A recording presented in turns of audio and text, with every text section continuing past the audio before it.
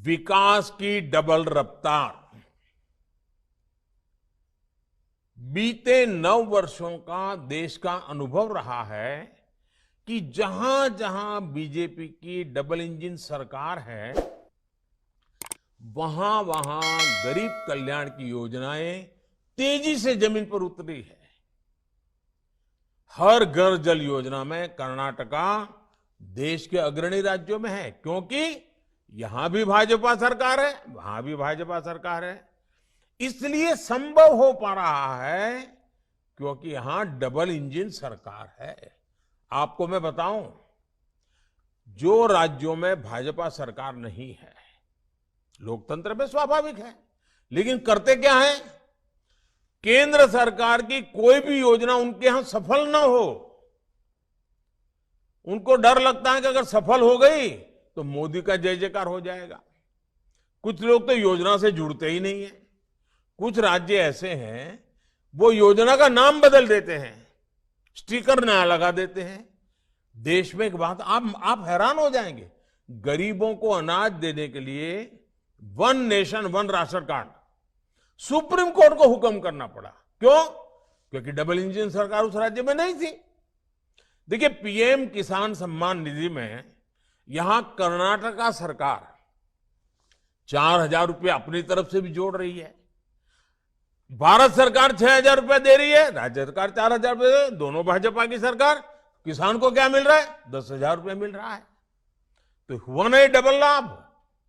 आप देख रहे हैं कि बीते 9 वर्षों में भारत दुनिया भर के निवेशकों के लिए महत्वपूर्ण केंद्र बना है। रिकॉर्ड निवेश भारत में हो रहा है।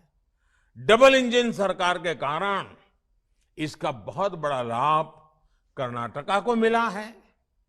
अगर यहां ऐसी सरकार आएगी जो बात बात पर केंद्र सरकार से लड़ती रहेगी, योजनाओं को रोकती रहेगी, जनता जनार्दन का जो भी हो जाए उनकी राजनीति चलते रहे, अगर यही हुआ तो सारे इंफ्रास्ट्रक्चर के प्रोजेक्ट्स को वो लटकाती रहेगी।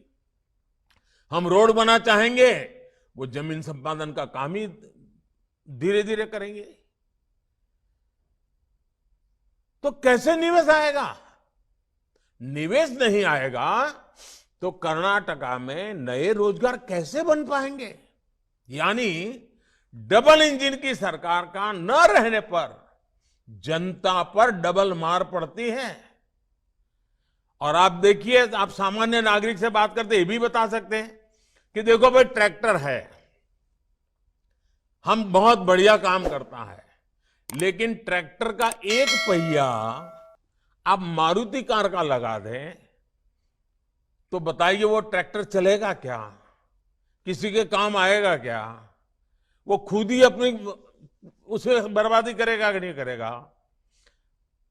जैसे एक ही प्रकार की व्यवस्था गति तेज देती है, वैसे ही डबल इंजन की सरकार गति तेज देती है।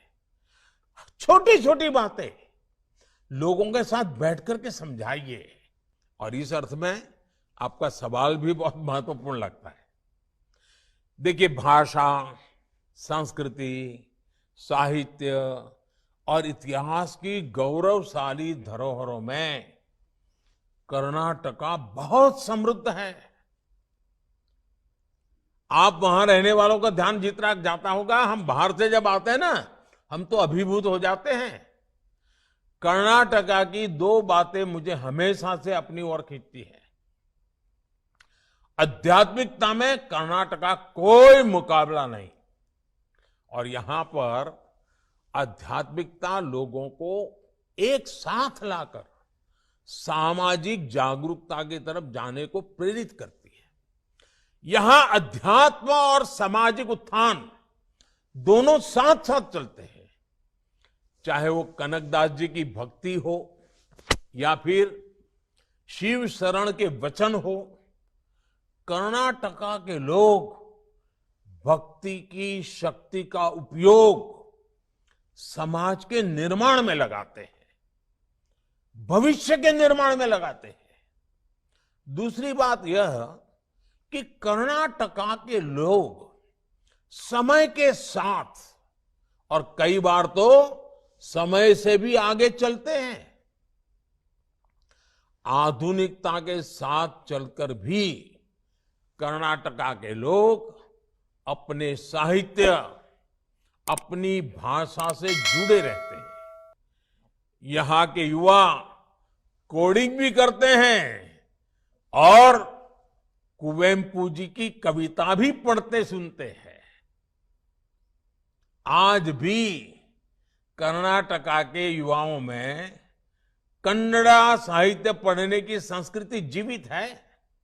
कर्नाटका की विकास यात्रा को नेतृत्व देने के लिए बीजेपी एक युवा टीम का निर्माण कर रही है। हमारी कोशिश है कर्नाटका में बेंगलुरु जैसे अनेक ग्लोबल हब बन सके। भारत की स्टार्टअप क्रांति को कर्नाटका लीड करता रहे। आप अपने बूथ के फर्स्ट टाइम वोटर से भी जरूर मिलिए। उनका एक सम्मेलन भी कर सकते हैं। उनकी कोई स्पर्धा, साइकिल स्पर्धा जैसा कार्यक्रम भी बना सकते हैं। आप उन्हें भाजपा को वोट देने के लिए प्रेरित कीजिए। लंबे अरसे से कर्नाटक में बीजेपी का बड़ा जनाधार रहा है। आप पूर्ण बहुमत की स्थिर बीजेपी सरकार के लिए वोट मांगेंगे तो कर्नाटका की जनता जरूर आशीर्वाद देगी।